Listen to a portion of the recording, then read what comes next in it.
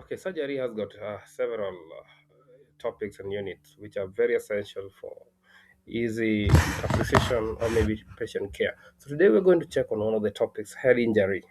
Now, head injury, we're going to check on the introduction, classification, pathophysiology, history, and physical examination. Check on examination, neurological examination, skull fractures, epidural hematoma, subdural hematoma, chronic subdural hematoma management, indication for admission, indication for CT scan, management, management in emergency room, glycoscoma scale, and emergency room management when glycoscoma is above 14, when it's above 13. Okay, we're going to check all those areas of the far last point.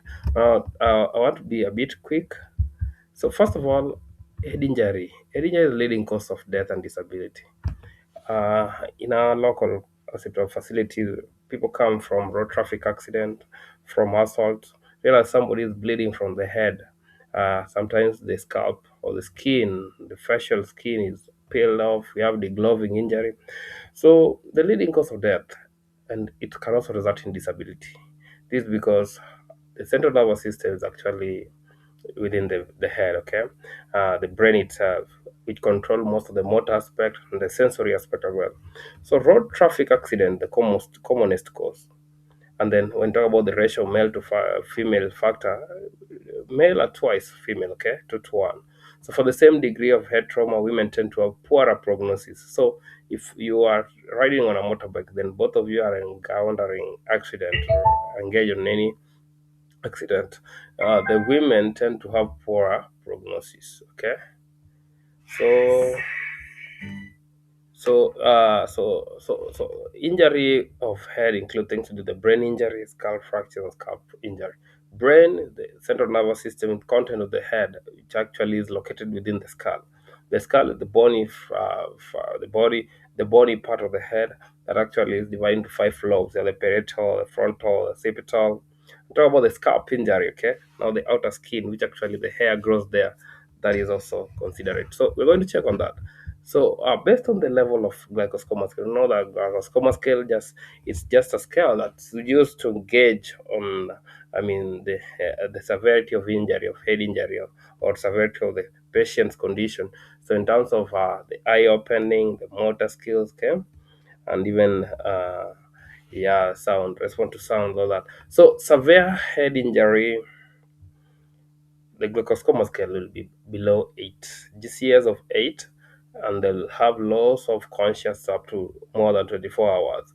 We also anticipate post-traumatic amnesia more than 1 day, to mean that they tend to forget, the memory loss will also take place. Okay, and then that is severe head injury. Now, moderate injury, the GCS ranges 9 to 12. There's loss of conscious but less than 24 hours, unlike severe head injury where it's more than 24 hours. And then there's also amnesia of 1 to 24 hours. And then we have mild head injury, the GCS 13 to 15, loss of conscious and less than 1 hour. And amnesia is also less than 1 hour, and like 24 hours, less than 24 hours, or maybe amnesia of 1 to 24 hours in severe and moderate injury. So you need to review the glaucoma scale from a Chisholm textbook and get to see how to actually score it. So pathophysiology, primary brain injury is that death due to brainstem injury. You know, we have the brainstem injury, which have the pons, okay, the medulla, okay. Before you read to the hypothalamus, the brain, the midbrain, you have the brainstem, okay. So the injury of blood vessels in the brainstem, which now will result rapid increase in intracranial pressure, because once the blood vessels are involved, the hemodynamic stability by hyperpermeability of the blood vessel result to leakage of fluid, which is the blood plasma into the brain, causing hemorrhages and therefore increased intracranial pressure as well. So secondary brain injury, that's the primary brain injury, that the death due to brainstem injury. Then secondary brain injury is few hours, several days there. Get the accident has taken place today, or the traumatic injury has just taken place today, but then the secondary brain injury will last more than so few hours, several days. And it happens, the calcium now and sodium, which are supposed to be main electrolytes intracellularly, they will influx inside the cells of the brain. So the brain will have edema. Edema, why? Because increase of these electrolytes result to osmotic pressure, which actually pull in liquid in the cell brain, and therefore there will be also raised intracranial pressure because of the edema, and then there will be decrease in cerebral perfusion pressure, and then tonsillar herniation, and then death. We anticipate death. So history and physical examination. Check on the age and the gender. For female patient, do a pregnancy test. Very important because people do fall when the HB is low, and HB can be low either in severe anemic or maybe a pregnancy scenario. So then talk about mechanism of accident in your history and physical examination. Was it a road accident? And if it's a road accident, where were you seated in the vehicle? The nature of collision, was it head on or sideways? Okay. And yeah, so the mechanism of accident to a stab wound, if it was a traumatic, blunt traumatic object, uh, or any other thing, like even burn. Okay. So then I also detail the loss of conscious and nausea, talk about vomiting, headache, visual disturbance, because those are things which are attributed to head injury. So talk about post-traumatic seizures. Early seizures portend poor prognosis.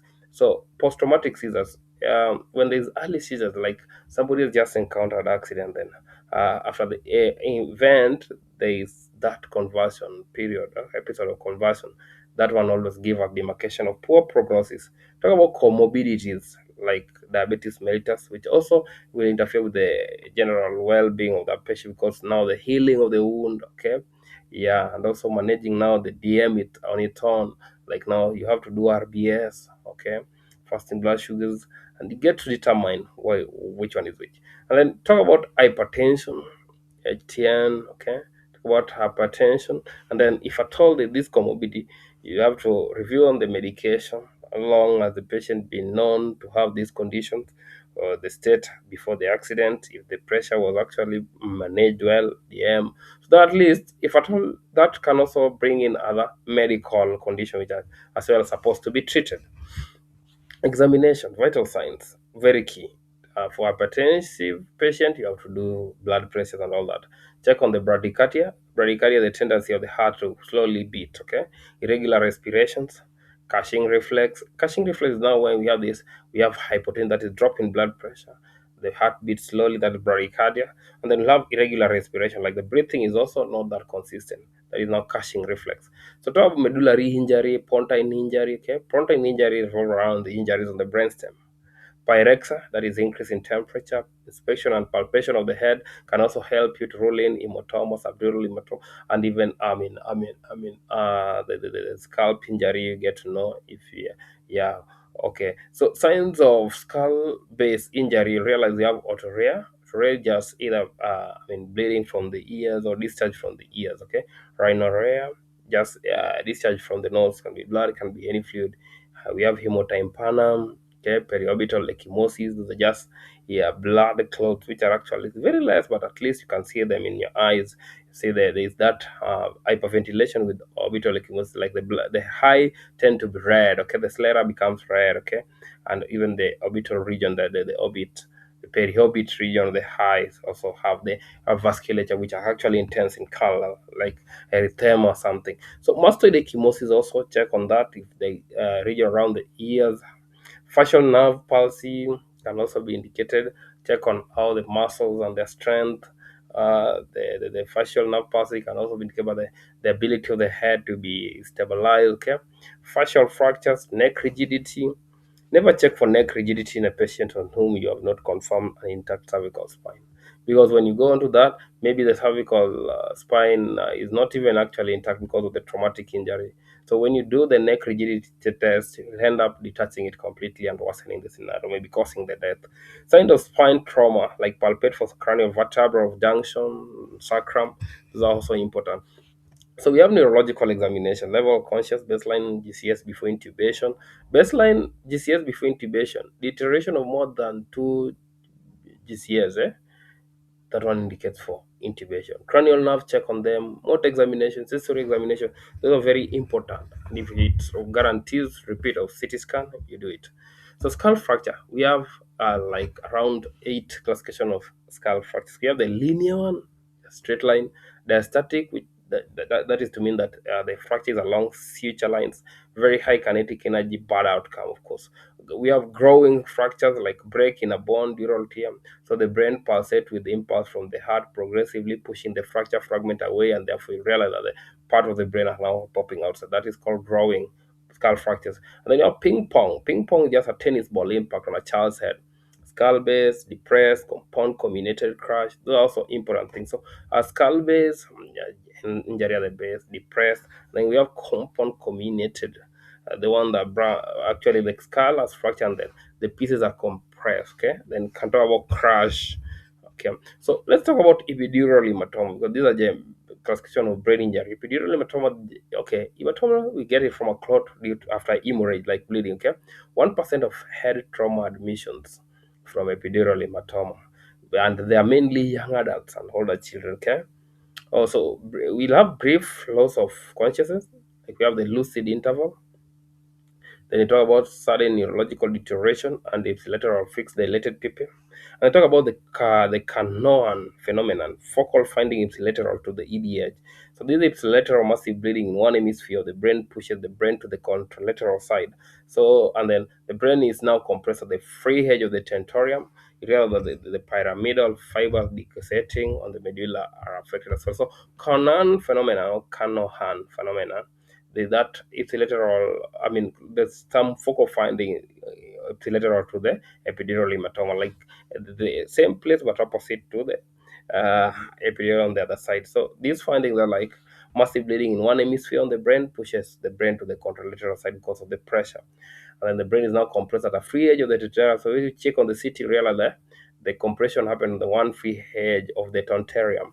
And then the pyramidal fiber decussating of the medulla are also affected. Now, that was epidural hematoma. Subdural hematoma, we talk about acute, subacute, or chronic. So we talk about acute, subacute, or chronic. Okay? So 12 to 29 severe brain injury or to brain injury, okay? Traumatic brain injury, okay? So 129 of severe traumatic brain injury signifies severe if you get to have subdural hematoma, that's an indication of severe TBI, okay? Associated contusion, laceration, and edema and swelling are also associated with it. To get contusion, laceration even on the scalp, edema, swelling, edema can be appreciated on the CT scan, okay? There'll also be altered consciousness. So either the alertness will drop, hallucination can come in, those things. Dysphagia, those just like memory a bit or memory loss and the failure to talk. They fail to communicate, like speaking becomes a problem. So love dysphagia, difficulty in communicating. Okay, we'll also have hemiparesis. Hemiparesis is different from hemiplegia.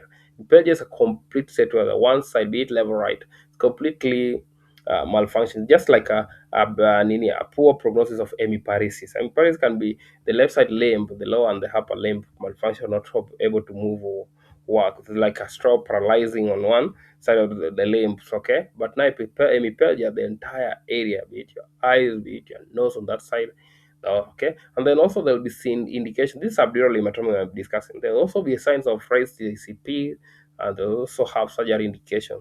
We have SDH, GCS less than 8, GCS less than 8, fixed asymmetric or dilated pupil, or maybe GCS less than 8 and decrease or 2 or more points of GCS since hospital admission.